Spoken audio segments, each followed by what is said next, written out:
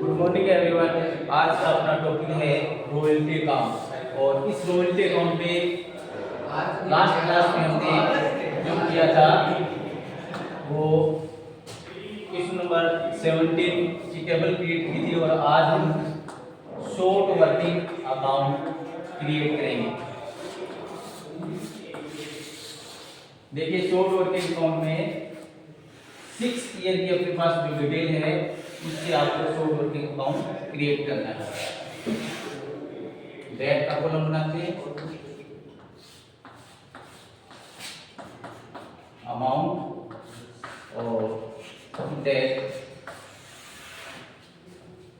Student में पूरा format नहीं बना रहा हूँ। डेट को आइडेंटिफाई करने के लिए देख रहे हैं कि 6 की टेबल है। यस, देखिए फर्स्ट ईयर 2 और जब भी फर्स्ट ईयर। देखिए, अपन सबसे पहले अपन ये देखेंगे शॉर्ट वर्किंग फर्स्ट स्ट्रीम में है क्या, तो अपन डीआर में लिखते हैं। शॉर्ट वर्किंग अकाउंट जो है उसके लिए मैंने आपको बताया है कि डायरेक्ट अपने को दिमाग में रखना है। यदि शॉर्ट वर्किंग हुई है तो आपको डीआर में लिखना है टू लैंडलॉर्ड। तो फर्स्ट ईयर देखिए शॉर्ट वर्किंग है 5000। कल हमने जो टेबल लिखी थी ना उससे देखते थे। और शॉर्ट वर्किंग को यदि आपने डिक्रीज किया है तो उसको लिखना है सीआर साइड में। तो फर्स्ट ईयर में हमने कोई डिक्रीज नहीं किया है, यहाँ लिख देंगे बैलेंस सीटी 5000। ये फर्स्ट ईयर का अकाउंट कंप्लीट है। देन सेकंड ईयर स्टार्ट करते हैं। ओपनिंग बैलेंस लेंगे, बैलेंस बीडी 5000। और फिर अपने टेबल पे सेकंड ईयर में देखिए आप शॉर्ट वर्किंग है क्या, तो सेकंड ईयर में भी है, इसलिए इसको क्या लिखेंगे टू लैंडलॉर्ड दिस वन। इसका टोटल करते हैं।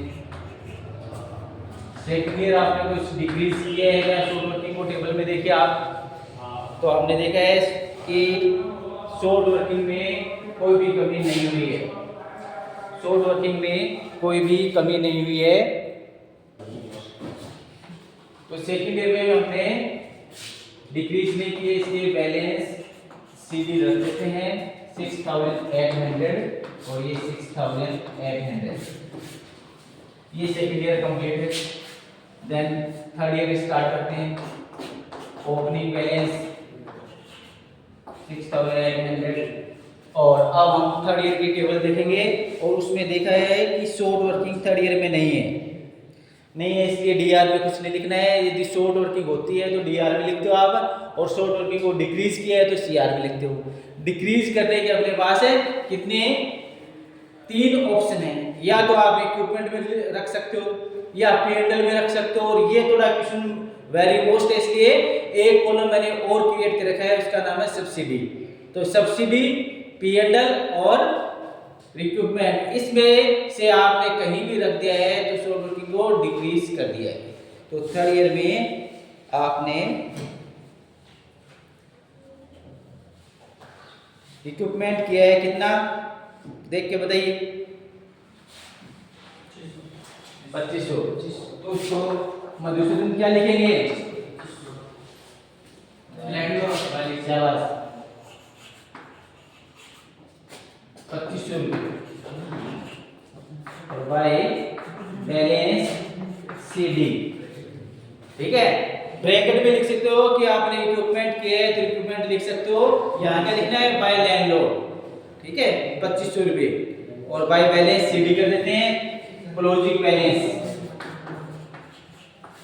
और ये 6800, ये 6800। ये थर्ड ईयर कंप्लीट है। देन फोर्थ ईयर में स्टार्ट करते हैं to balance BD, to balance BD. Fourth year में शॉर्ट वर्किंग नहीं है, इसलिए डीआर में नहीं लिखा जाएगा।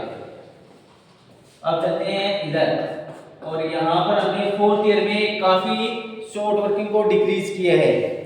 आपने रिक्यूट में किया है, रिक्यूट किया है, इसके बाद सब्सिडी भी मिली है, पीएनएल में ट्रांसफर किया है और बैलेंस भी है। चारों आइटम यहाँ लिखने हैं। लैंडलॉर्ड, ये जो आपका है रिक्यूब, ठीक है। और बाय पी एंडल, ये पी एंडल अकाउंट में जाएगा। और यहाँ लिखना है बाय बैंक, और यहाँ लिखनी है सब्सिडी, ठीक है। ये पी एंडल में ट्रांसफर किया है। उसके बाद यहाँ लिखना है बाय बैलेंस सीडी। ये 4 आइटम लिखने हैं। 4th ईयर में आपने ये काम किया है। रिक्यूब किया आपने 1600 रुपये, ये लिख दिया। पी एंडल में कितने ट्रांसफर किए देखिए टेबल में। पी एंडल में किया आपने 675 का 675 और 225 का क्या हो। सब्सिडी मिली है 225 रुपए की, और बैलेंस अपने पास है 1800 रुपए का बैलेंस, ठीक है। फिर बोल देता हूं मैं बाय लैंडलॉर्ड रिक्रूट किया आपने 1600 रुपए, पी एंडल में आपने 675 रुपए ट्रांसफर किए हैं, सब्सिडी आपको 225 की मिली है, और बैलेंस मिली है 1800 रुपए। ये 4th ईयर कंप्लीट हो गया है। अब आप नेक्स्ट 5 ईयर नोट करना चाहो तो नोट कर लीजिए।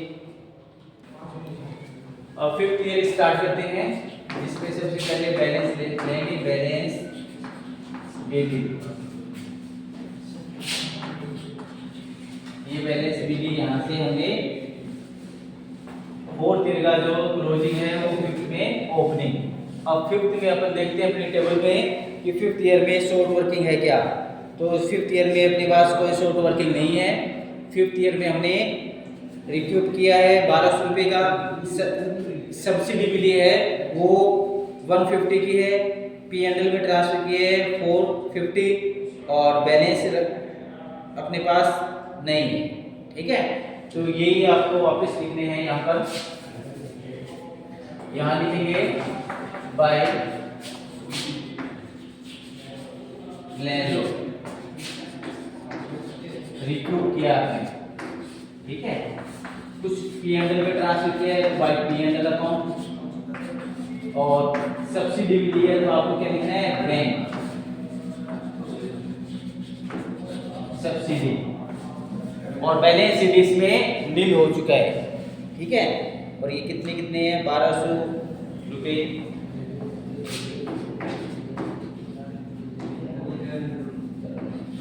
1200 रुपये है। पी एंडल में कितने ट्रांसफर किए हैं, बोलो पी एंडल में 450, 150, 1800, और ये 1800, ठीक है। और लास्ट ईयर है ये, बैलेंस अपने पास है नहीं, परंतु हमने देखा है कि लास्ट ईयर में फिर शॉर्ट वर्किंग हुई है, ठीक है। आगे से खड़ा हो, लास्ट ईयर में 300 की शॉर्ट वर्किंग है।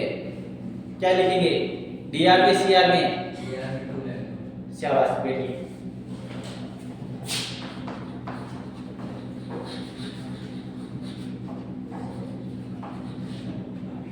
जब शॉर्ट वर्किंग होगी तो आपको डीआर में लिखना है, टू लैंडलॉर्ड के नाम से, ठीक है। इसके बाद रिक्रूटमेंट की कंडीशन तो अपने को क्वेश्चन में दी थी नेक्स्ट 3 ईयर, ठीक है। और टेबल अपनी ये जो हमारे पास है जानकारी थी 6 ईयर की, वो होगी कंप्लीट। और 6 ईयर में एंडिंग में अपने को शॉर्ट वर्किंग कितनी हुई है वो आपको शॉर्ट वर्किंग दिखा रहा है 300, वो लिख दिया है। अब 6 ईयर में आप रिक्रूटमेंट करोगे, क्या करोगे इसका कौन बताएगा, नेक्स्ट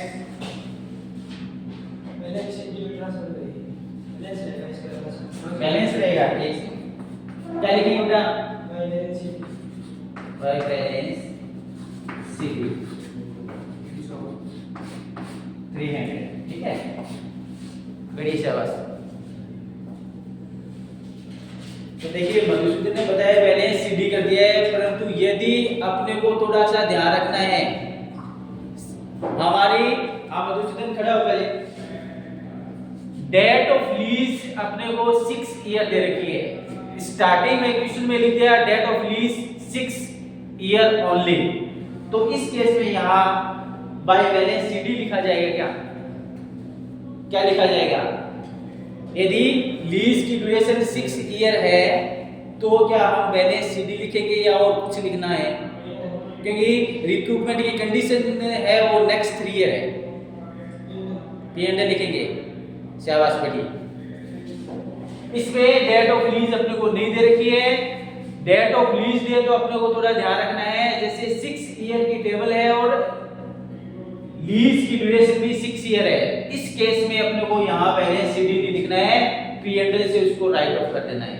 ठीक है, यहाँ सब्सिडी भी मिल रही है तो P&L में आपको जितना भी करो ना इसको आप 25 और ये 75 में डिवाइड कर लेना। ठीक है, इसमें अपने पास है लीज की ड्यूरेशन नहीं दे रखी है, इसलिए हम ये मानते हैं लीज की ड्यूरेशन है वो मोर टाइम के लिए, मोर ईयर के लिए।